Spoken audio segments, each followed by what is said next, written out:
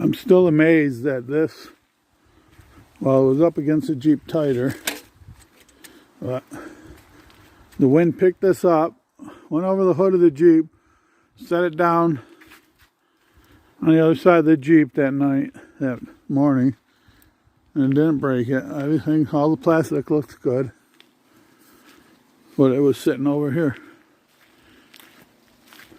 I felt the Jeep shake, and it hit the Jeep, so it was laying all in this area.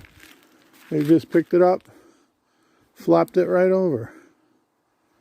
It was crazy.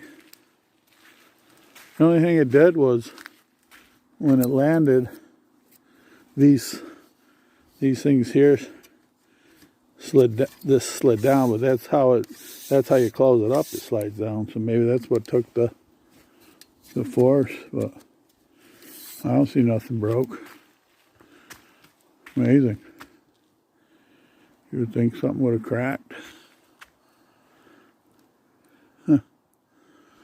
Cool. Feels this a pretty good thing. And that was the first time I ever had trouble with it too, taking off, but those gusts were 40 miles an hour. Yeah. Huh. Yep. Folding it up tonight, even though I'm staying 2 more nights because it's dry. One station says no rain, the other one says chance of rain tomorrow. So everything's dry, so it's going to be weird camping without something to sit under. I can sit under the tailgate or the hatchback. But I don't know how I ever camped without awnings before. It seems weird without them now. Alright, that's it for now. Thanks for watching.